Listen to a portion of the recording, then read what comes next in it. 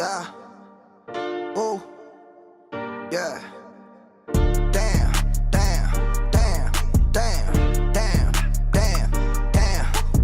I'ma be the nigga they feel, yeah. Now I got them caught up in their feels, yeah. They lie. Damn.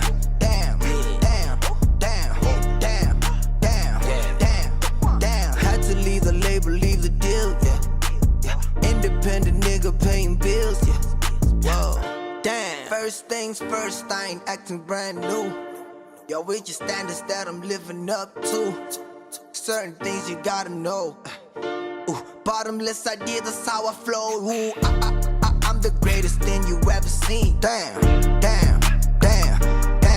Whoa, damn.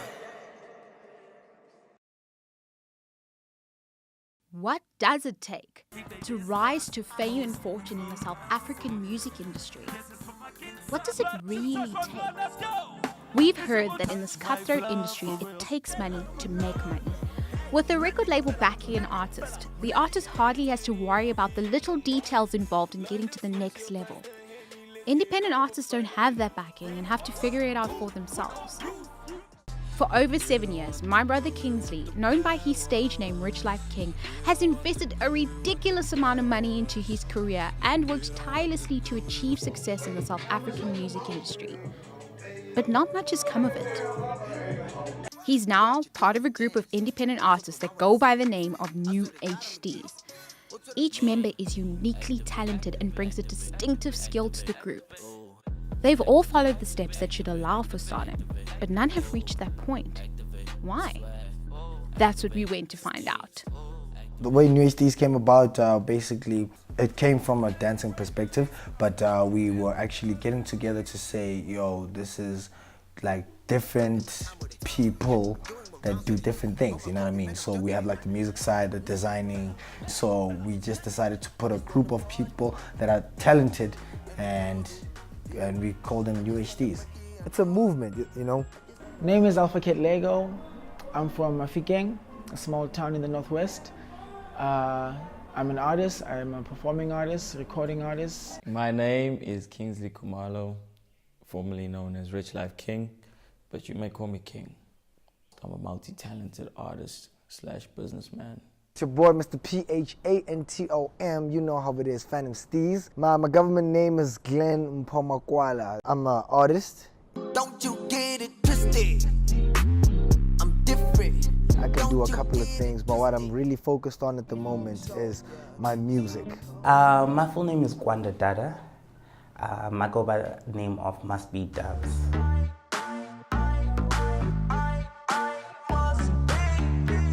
Yes, and basically, like, I'm a producer. We all love music, right?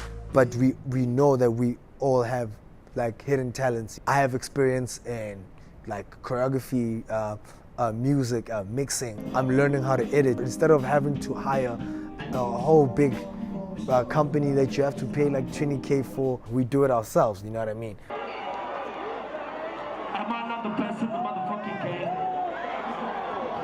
To uplift up-and-coming musicians, award-winning recording artist aka picked a handful of fresh talent to perform on his Touch My Blood tour.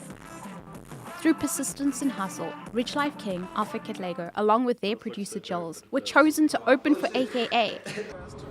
Although they were excited about this huge opportunity, they were quickly met with their first unexpected hurdle. Yo, bro. Wild one. Now we're chilling, dude. Hey, poison. Listen, we've hit a young situation, Yana. Like, are we really trying to get the rehearsal space? What's going on?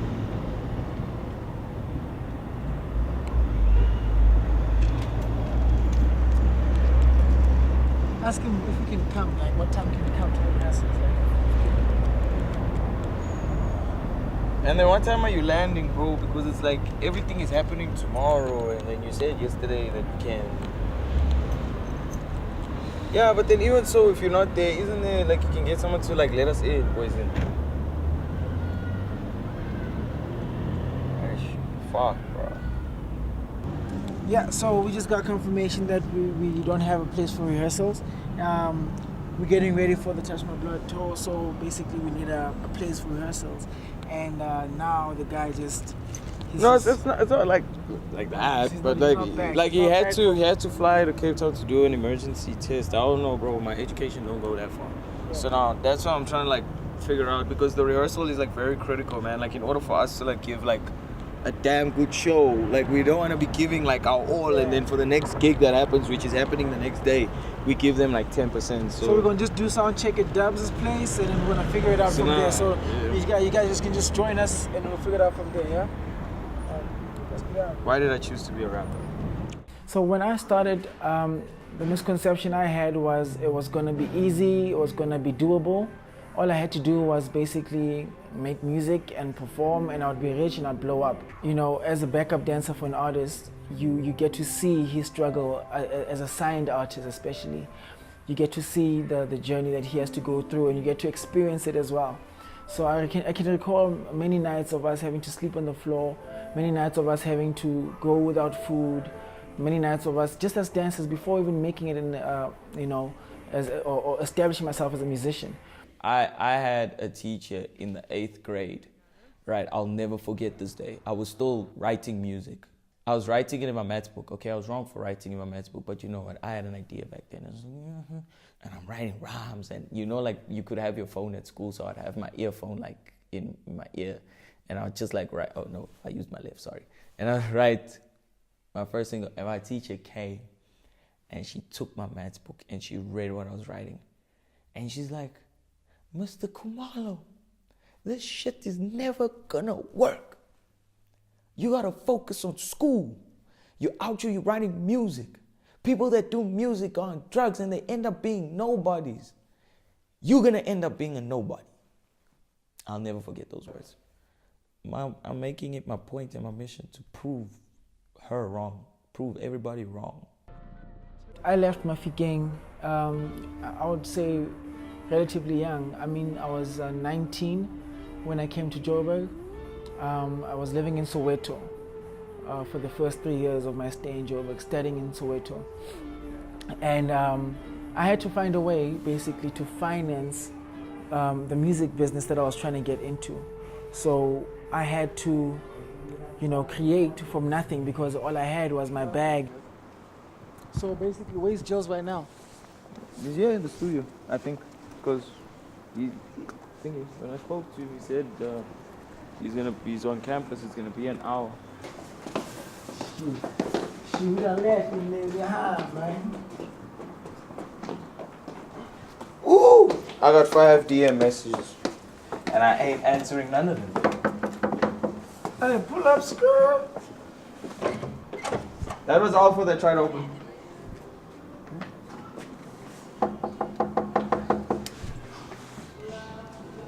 Rentals. Put the boom in his mouth.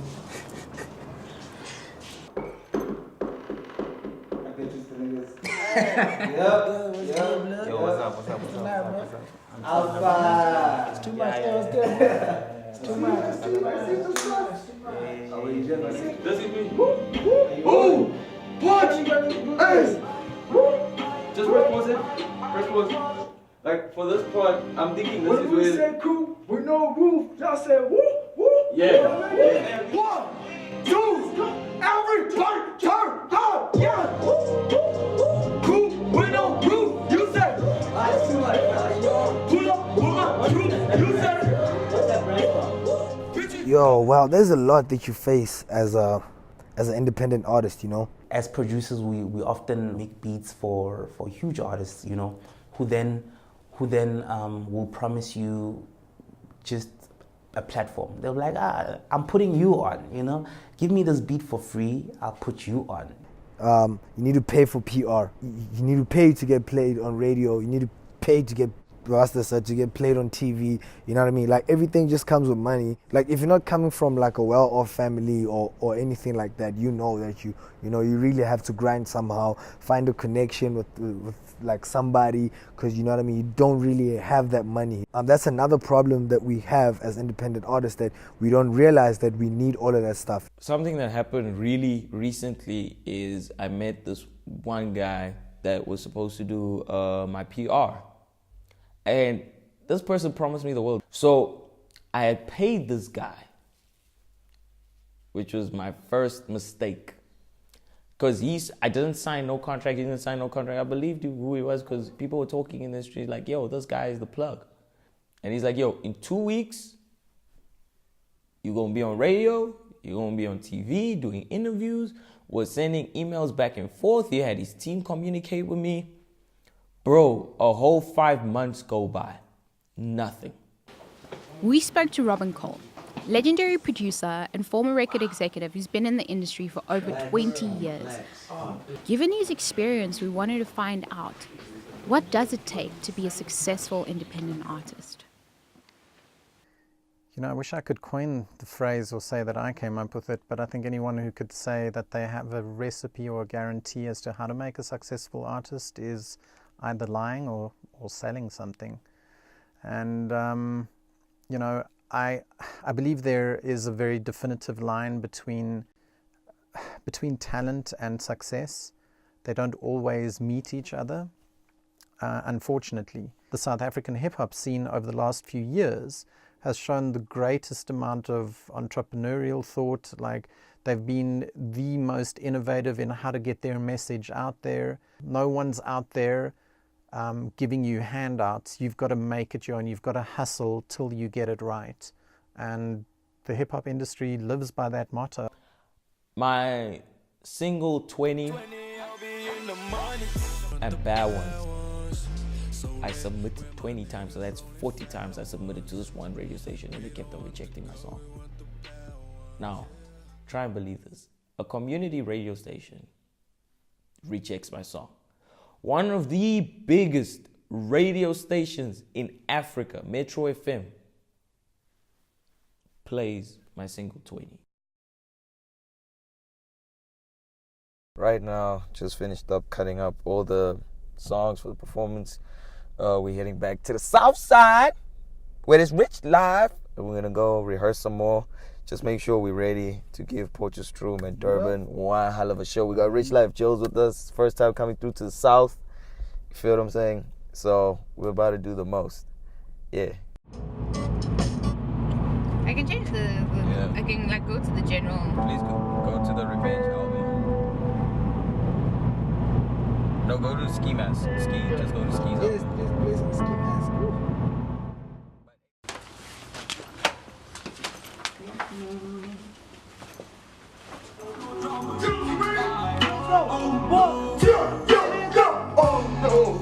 Too much drink in my system, moving slow-mo. Got the squad in your cell, call them right now. Oh no, I don't want no drama tonight. Oh no, I'm too wavy. Well boy, I'm crazy. 2020, that visionary. Successful dog, but I'm feeling baby. Fuck what they talking about, nigga. I just want one of the figures. Basically, right now we're about to go and shut it down in Potchefstroom. It's day one for us on our album tour for our inspirational artists. You know, someone who's doing a lot in the music industry right now and representing South African hip hop. And that's AKA. So we're going to be doing the Touch My Blood tour. So me, Richlifeking, and the boy right there, Jillz. I'm sure you guys remember Jillz. He the man. Is it the money calling? No, it's not the money calling. Just playing, I ain't got no money. But anyway, yeah, so we're excited. The energy is good, the energy is positive. You can see it's late now. I don't know if you can see the time, it's Alfa o'clock, right? Where's those 5? 2016, me and Must Be Dubs are living in this commune background, like, you know, it's like close to Westbury, not so far from Westbury. I go back to Mathtown after a gig, only to find out that, boom, I get a call at 3 a.m. in the morning, Must Be Dubs is crying out like, yo man, we just got robbed. We got robbed. That was the only studio equipment we had. There was some of the equipment was not even ours. If you had to estimate about 500 to 1,000 beats and you had to do residual income for that, you would figure out that there's a lot of money that could have been made. I've been in the industry for quite a long time. At first, there was no money. I couldn't make anything. I couldn't make a cent.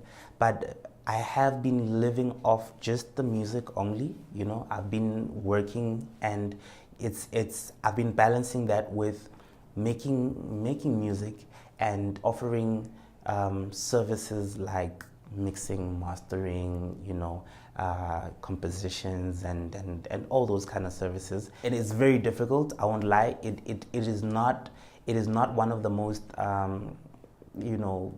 luxurious jobs there is, right? Until you get, everything is better, at the top. Right now we're adding the final touches to the set, adding like some effects to give people like a really dope show, just to make sure everything is intact. So Jillz and I are literally on Fruity Loops right now. We're just editing, making sure the set is dope, and yeah, man, hopefully, well, not hopefully, like, on God's grace, we're gonna kill it, shut it down. So yeah.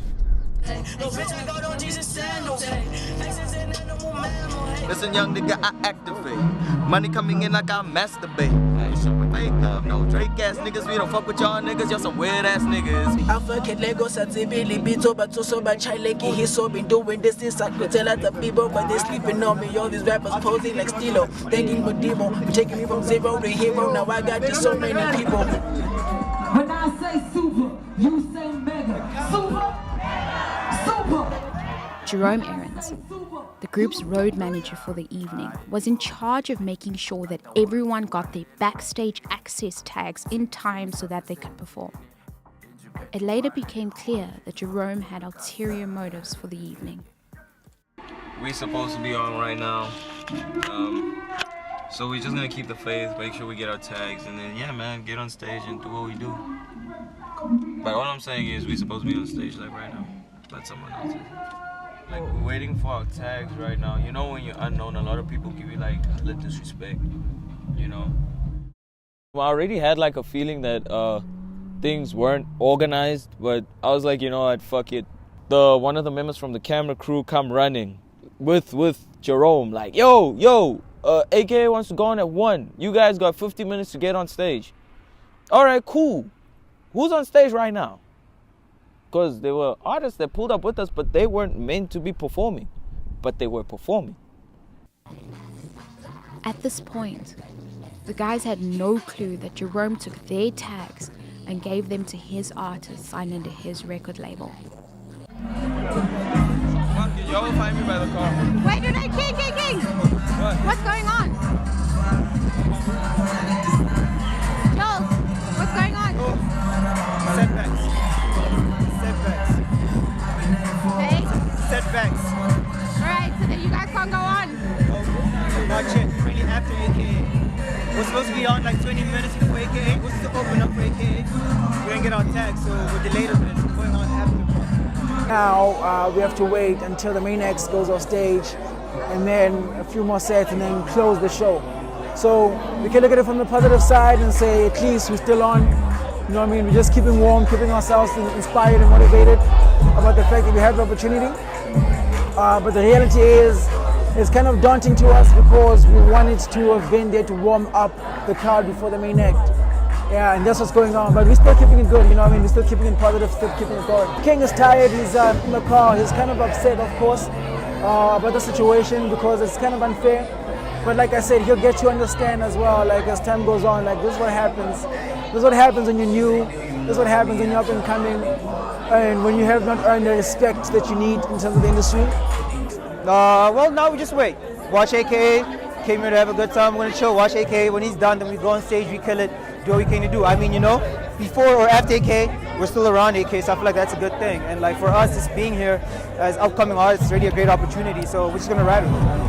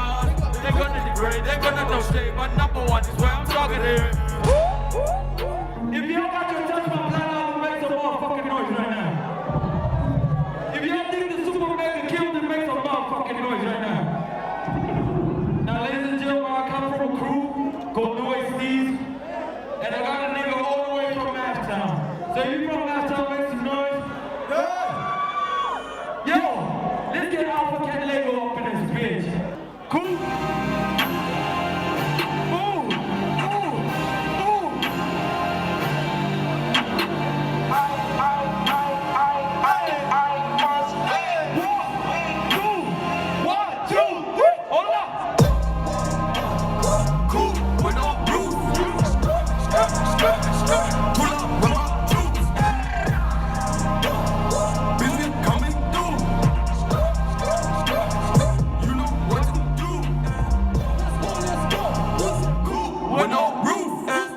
Yeah, we had the performance at the Touch My Blood tour. The part that was so weird is we didn't notice that this guy came with his own artists. Your job was simple. Get the acts there, let us go and perform, you feel me? It got to a part where I started fighting with the stage manager, you know? Like, because the stage manager is even saying to us like, yo, do you guys think you're going to perform with this attitude? Because it turns out it was actually his homie, you know? It was his homie that was the stage manager, Jerome's homie. Yeah, so I was disappointed, I was upset, I was just in a rage that, yo, this guy like sabotaged me like this, you know?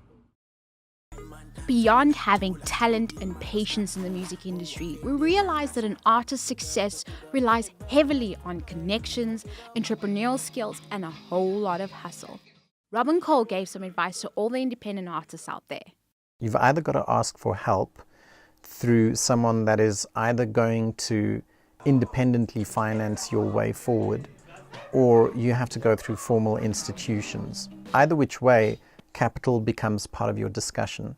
And if you don't have it, it makes it extremely hard to walk in this industry. But it doesn't mean it's impossible. Every great artist started as an independent, started as somebody that didn't really know where it is they were going, or rather what their destination would be. If you stay focused, committed, and just doggedly determined to what it is you want to do and how it is you see yourself in the future, it doesn't matter how you get there, as long as you get there. Oh, thanks, guys.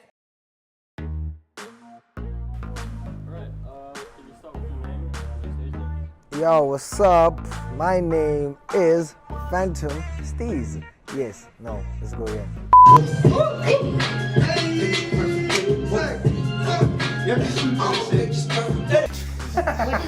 so I can what's a gaza? I want you to write it. Compre. Compre. Like when you know when you compre. Like compre. Okay. Is that a real world or is it 10 rand, 20 rand, 1 rand? Doesn't matter what you bring. 20, 50, 100, 170. Yeah. So that's where we took like a whole lot of crews down, man. Anybody right now, if you're seeing us doing this and you're working and you used to battle us, yes, we defeated you in life.